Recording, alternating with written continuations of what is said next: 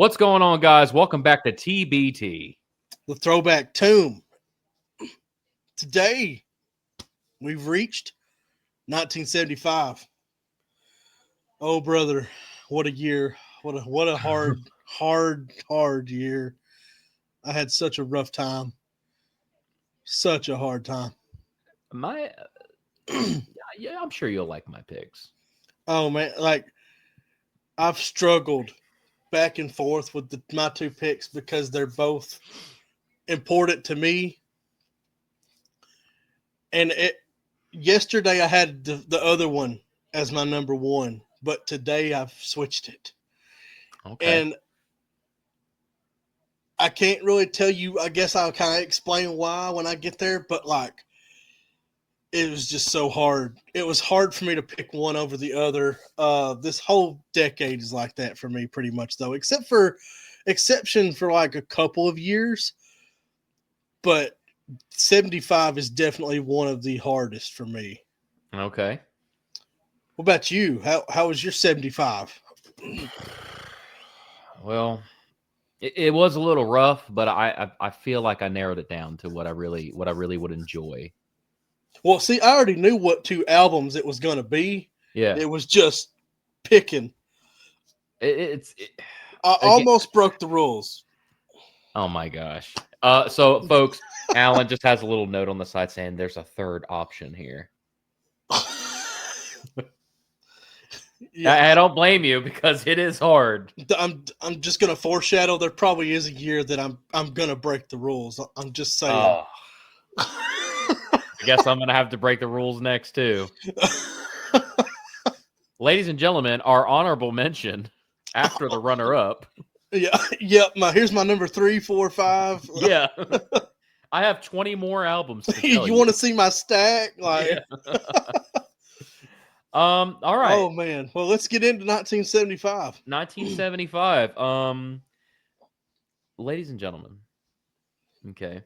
This album's called A Night at the Opera by Queen. Oh, see, that was one of the. And I'm gonna say this. If you go to a bar Oh yeah. and it comes on Oh yeah. Bohemian Rhapsody. That's all you need to know. But That's it.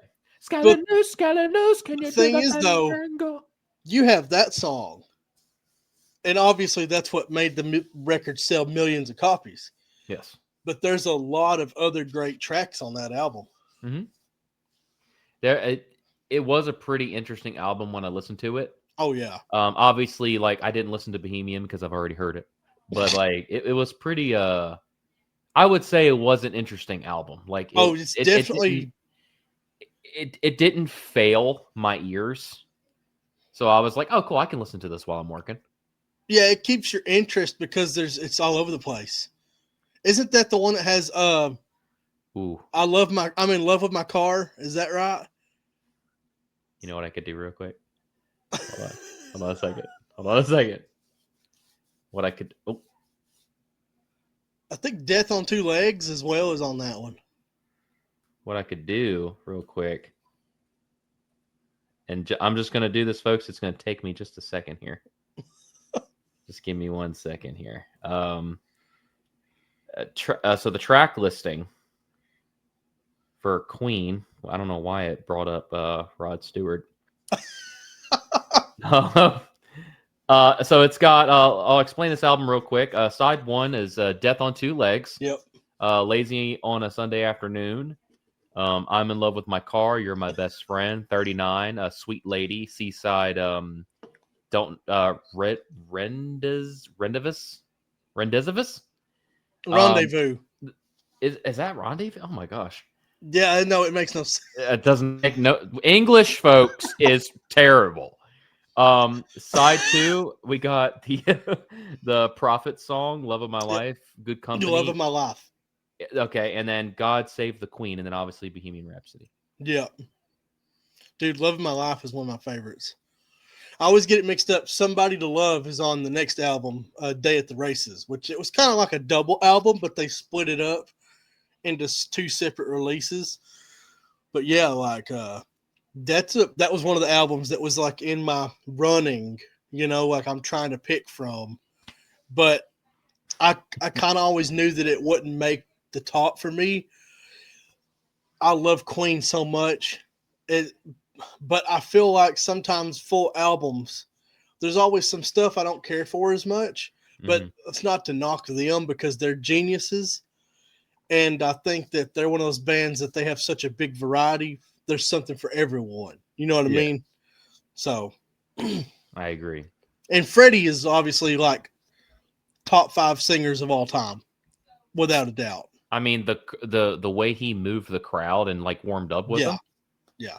I mean, no one any band would kill to have a frontman like him. Yeah, he was exciting for sure.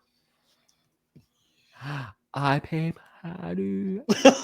Well, what's your runner up then? Runner up is a Led Zeppelin album called Physical Graffiti. Okay. Song on there I really like is called Kashmir. Yep, that's the big one. That's the one that if you are into rock music, folks, you've heard it. The song you've heard. Yeah, you've heard it. I mean, I don't know what radio station you grew up with up in Maryland, but down here there's one. It was called 105.9 The Rock, and it was all classic rock. And dude, every day Kashmir was playing every day. I don't know if ours was 98.9 Rock FM. Okay. But I mean, you heard all the good stuff that we're talking about here. So that's my runner up. All right. So we're on one. We're the same on one. Really? Do you know how hard it was for me to put something over Led Zeppelin? I'm sure it was. I was crying. But I'll get to the reason why. So my winner is Wish You Were Here by Pink Floyd. Ooh, okay. So you got Shine On You Crazy Diamond parts 1 through 5. Welcome to the Machine. Have a Cigar. Wish You Were Here. And then Shine On parts 6 through 9. So 5 songs. And 2 of them are the same song, just split into 2 parts. The reason it wins for me, I think, is because it holds more memories. Because I can remember me and my dad riding around in his truck or his Blazer, and Welcome to the Machine. Sorry. All right. Welcome to the Machine, Have a Cigar, and Wish You Were Here. All of those played on the radio all the time. And I remember, I have so many memories of me and him riding around and Welcome to the Machine come on. And I remember I was a kid, and the first time I ever heard Welcome to the Machine, it blew me away because I'd never heard a rock song that had a synthesizer like that in it. And it sounded literally like mechanical. You know what I mean? Like a rocket ship taking off. And it's just amazing. This album is perfect, which a lot of Pink Floyd albums are. It's just, I mean, David Gilmour.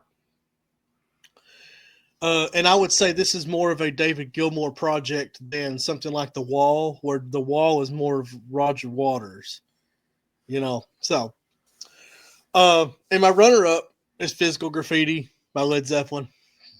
Twice now. You got Custard Pie. Custard Pie. In My Time of Dying, Houses of the Holy, Trampled Underfoot, Kashmir, In the Light, Bron-Y-Aur, Night Flight, The Wanton Song, and Sick Again. And dude, it's just, there's so many more songs in the middle there, but those are the ones I've listened to the most. And you got the Rover that's on there too. But yeah, dude, this is one in double albums it's a behemoth. This is a album in the middle of their catalog that shows everything up to that point and somewhat afterward with Trampled Underfoot, that just shows all of their tricks and all their different sounds and every style they've done on other albums, and it just they bring it all together. You want to know something crazy about this album? This album is nothing but a bunch of outtakes and leftovers from their first 5 albums. Ooh, that's It's all B-sides from and leftovers from all their other albums. pretty cool, actually. Yeah. Just If imagine you got this kind of music as your leftovers, just imagine you're just creating songs in a room together, and you make an album, and all of a sudden you have just these things you haven't touched, yeah, and then you just put them on an album, and then one of them, or pretty much one on there, became a famous huge. song, like huge song. I mean, for me, I can think of, okay, obviously Kashmir and Trampled Underfoot, I've heard on the radio a lot. But then I've heard some of the others too. Like I've probably heard Custard Pie, In My Time of Dying, and Houses of the Holy on the radio as well. I mean, Yeah, I only got to hear the most popular one. Oh, hey, look, Kashmir comes on, and I don't know anything else. it was the Stairway to Heaven on this album, basically. It was the big one. But Yeah. like I said, 75 was kind of tough for me. 76 was very easy, though. We're going to get to that next. 76 was a good one. Oh, yeah. I really hope you like my 76. Oh, yeah. Yes, sir. So we'll see y'all in 76 then. That's right. See you on the next one.